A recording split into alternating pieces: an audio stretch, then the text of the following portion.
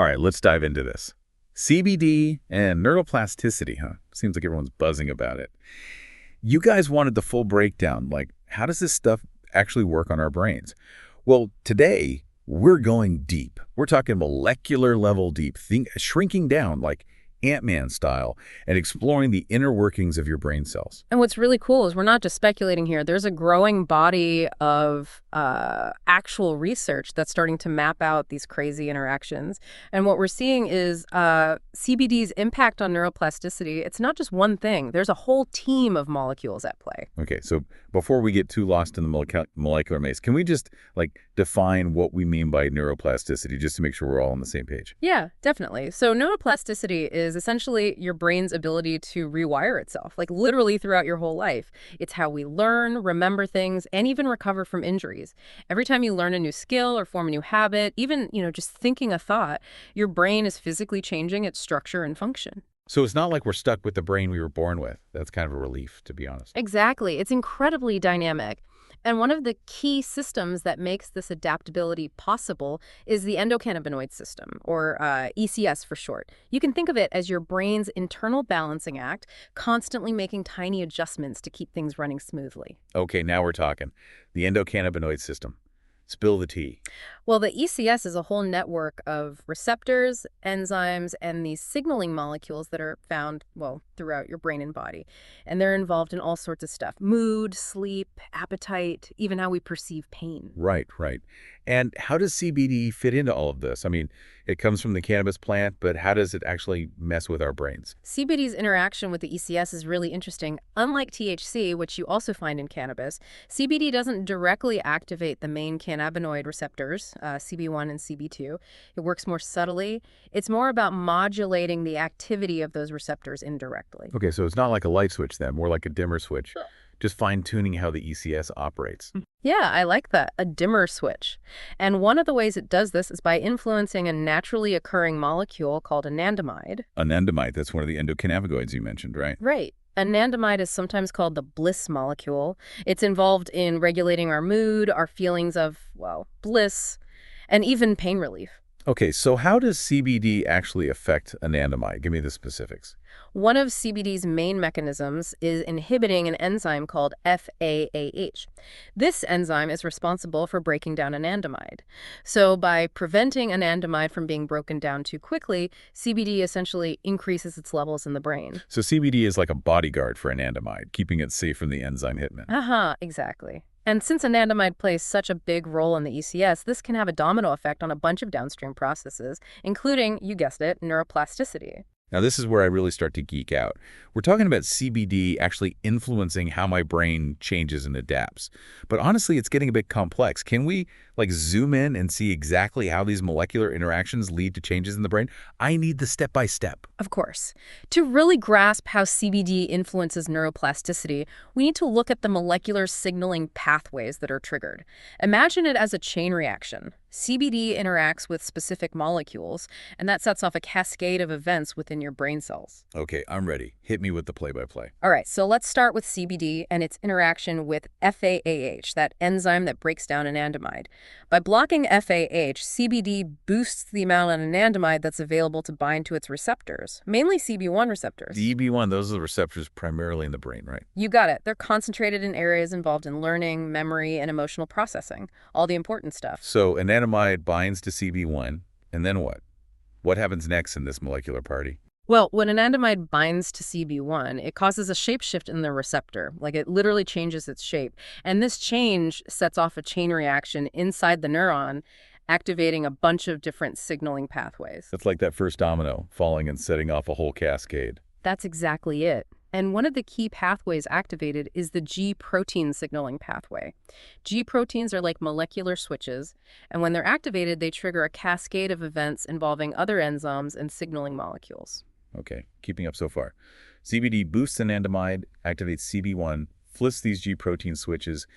What's the next move in this elaborate dance? Those activated G proteins go on to interact with an enzyme called adenylate cyclase. Adenylate cyclase makes a molecule called cyclic AMP, or we call it CANMP for short. KMP, I remember that from like forever ago in biology class. It's a messenger molecule, right? Bingo. CYMP acts as a second messenger, carrying the message from CBD and anandamide to other parts of the cell. So the chain reaction goes CBD to anandamide to CB1 to G proteins to GMP. But how does all this actually change the brain? How do we get from molecules to enhanced neuroplasticity? That's where things get really interesting. CMP and other downstream signaling molecules, they actually have the power to influence gene expression and protein synthesis. They can actually change which genes are turned on and off, leading to the production of new routines that are essential for neuroplasticity. Whoa, we went from CBD binding to a receptor all the way to changes in gene expression. My mind is blown. It's pretty amazing, right? And these changes in gene expression can lead to all sorts of beneficial outcomes, including the growth of brand new brain cells, new connections forming between neurons, even strengthening existing connections. So CBD is kind of like the conductor of this whole molecular orchestra, making sure our brains are more adaptable and resilient. Yeah, I like that analogy, but it's important to remember that this is just one part of the story. CBD also interacts with another receptor, GPR55, and that adds another layer of complexity to this whole thing. GPR55, you mentioned that before, and I've been dying to know more. Sounds like we're about to unlock even more secrets about how CBD affects our brains. We are, and trust me, it's only going to get more interesting from here. Stay tuned, because we're about to explore the fascinating world of GPR55 and its role in CBD's effects on neuroplasticity. All right, so picking up where we left off, remember we were starting to unravel this whole intricate dance of CBD and how it impacts neuroplasticity?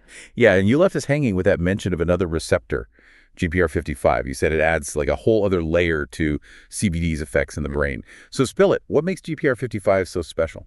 Well, GPR55 is fascinating because it's different from how CBD interacts with those CB1 receptors. Remember, with CB1, it was all about anandamide and that indirect influence. Well, with GPR55, CBD actually binds directly to it. Direct binding. Okay, so that's a whole different game, right? Yeah. What happens when CBD binds directly to this receptor? What's the outcome? Good question.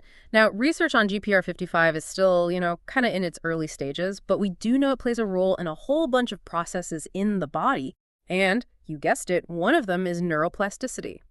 When CBD binds to GPR55, it seems to be modulating a whole other set of signaling pathways. Some of them overlap with the CB1 pathways we talked about, but some are totally separate. So CBD is like hitting multiple targets in the brain at the same time, using different pathways to get to that same goal of boosting neuroplasticity. It's like a multi-pronged attack on, on making our brains work better. Exactly. It's hitting those pathways from multiple angles. And get this, GPR55 isn't just found in the brain, it's also present in other parts of the body, like in bone cells and immune cells. So that suggests CBD's effects might be much broader than just the nervous system. Whoa, okay, now my mind is really blown.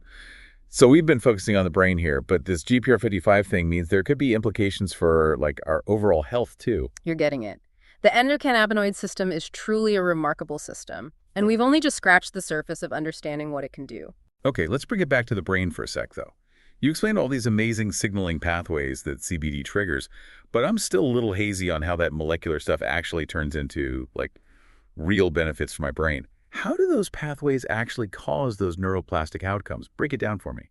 Think of it this way. All those signaling cascades that CBD kicks off, whether it's through CB1 or GPR55, they're like a bunch of switches, turning specific genes on or off within your brain cells.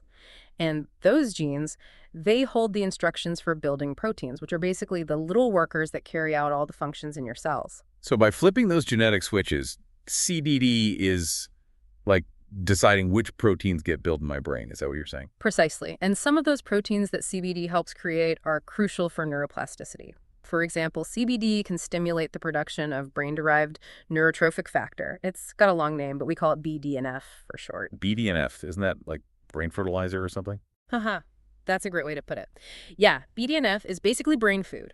It helps neurons grow and survive, it strengthens connections between them, and it even encourages the formation of brand new synapses. Okay, so CBD boosts BDNF, and BDNF helps my brain make new connections and like grow new brain cells. I'm starting to see the picture here. Are there other things that CBD does to help with neuroplasticity? Absolutely. Besides BDNF, CBD can also influence the production of other proteins involved in synaptic plasticity. That's how the connections between neurons get stronger or weaker, which is super important for how we learn and remember things. So it's not just about growing new brain cells. CBD is also helping those cells communicate with each other more effectively. You got it. And remember, these changes are happening in really specific regions of the brain that are key for cognitive function, like the hippocampus, which is all about learning and memory, and the prefrontal cortex, which is involved in decision making and executive function. Well, so CBD is like targeting those areas of my brain that are responsible for, thinking and learning and remembering, like a brain workout. Aha, that's a great way to think about it. And the cool thing is, these changes aren't just theoretical. We're starting to see real-world evidence of CBD actually improving brain health and how well our brains work. Okay, now you've really got me hooked. I want to hear about those studies. What kind of research is being done and what are they finding? There's a lot to cover there. It's definitely a whole conversation in itself. Stay with us because in the last part of our deep dive, we're going to explore the research behind all these amazing claims and see what the science says about CBD's impact on the brain. All right, we're back for the final stretch of our deep dive into CBD and neuroplasticity. We've covered how CBD works in the brain, all those crazy molecular pathways, but now I want to hear about the proof. What does the research actually say about CBD's ability to, make our brains better? Right, we've laid out the foundation, the molecular mechanisms, but now the question is, what does that mean in real life? What evidence do we have that CBD can actually boost our brain power? Exactly. I want to see the receipts. Let's dive into those studies and see what they're finding. Okay, well, one area where the research is really promising is in neurodegenerative diseases. We're talking about conditions like Alzheimer's and Parkinson's. These diseases are characterized by, brain cells dying off and brain function declining. And the current treatments, well, they're not that effective. Yeah, and that's where neuroplasticity comes in, right? If we can find ways to help the brain grow new cells, even when it's dealing with those diseases, then maybe we can slow down or even reverse the damage. That's the hope. And some early studies, preclinical studies, mostly in animals, suggest that CBD might be able to do just that. For example, there was this research on Alzheimer's disease in mice, and it showed that CBD could reduce inflammation in the brain, protect neurons from damage, and even promote the growth of new brain cells. So it's like CBD is acting as a shield, protecting those precious brain cells and even helping them regenerate. It's pretty amazing, honestly. It is. And similar research is being done with Parkinson's disease, too. They've found that CBD can protect those dopamine-producing neurons, which are the ones that are really affected in Parkinson's. So it sounds like CBD has real potential as a neuroprotective agent. Like it could actually help slow down the progression of these awful diseases. But what about for people who don't have a neurodegenerative disease? Can CBD improve brain function in healthy individuals too? That's a great question, and the answer is yes. Researchers are definitely looking into that as well. They're studying CBD's effects on things like learning and memory, and just overall cognitive performance in healthy adults. And what are they finding? Like, can CBD actually make us smarter? Spill the beans. Well, the results are definitely encouraging. Some studies have shown that CBD can enhance memory consolidation. That means it helps us retain new information better. And other studies suggest that it can improve our attention and focus, making it easier to concentrate and ignore distractions. Sign me up. Who couldn't use a little help with focus these days? Uh-huh. But how do they even measure these things in the studies? Like, how do they know CBD is actually improving cognitive function? Oh, they use all sorts of fancy cognitive tests to measure things like memory, attention, executive function, and processing speed. For example, they might have participants memorize a list of words or perform a task that requires a lot of focus and planning. So it's not just people saying, oh yeah, I feel like I can concentrate better.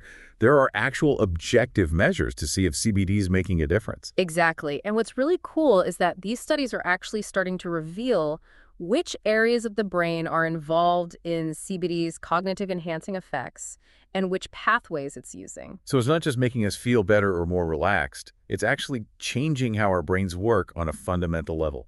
That's mind-blowing. It really is. And the more we learn about those mechanisms, the better we'll be able to develop therapies that use CBD to its full potential for improving brain health. You mentioned the idea of personalized medicine earlier. What would that look like when it comes to CBD and neuroplasticity? Imagine a future where you could get your endocannabinoid system profiled, kind of like how you can get your genes analyzed today. This profile would tell you about your unique receptor distribution, enzyme activity, your overall endocannabinoid tone, all that good stuff. So it would be like a snapshot of your ECS, showing you its strengths and weaknesses. Exactly. And we could use that information to create a CBD regimen that's totally tailored to you. We could figure out the best dose, the ideal ratio of CBD to other cannabinoids, even the best way to take it to maximize your neuroplastic potential. That's taking personalization to a whole new level, like a custom-made brain-boosting formula. It's pretty exciting stuff, and that's really just the beginning. The more we learn about the ECS, the more ways we'll discover to harness its power to improve our brain health and overall well-being. Well, I think we've covered a ton of ground today, exploring this amazing connection between CBD and neuroplasticity. We started with molecules, talked about personalized medicine, and even touched on some of the ethical considerations surrounding this field. It's been a really great conversation, and I hope our listeners are walking away feeling inspired and empowered to make informed choices about their own brain health. Absolutely. And remember, your brain is incredible. It's capable of changing and adapting throughout your life. So keep learning, keep challenging yourself, and keep those synapses firing. Thanks for joining us on this deep dive into the world of CBD and neuroplasticity. We'll see you next time on The Deep Dive.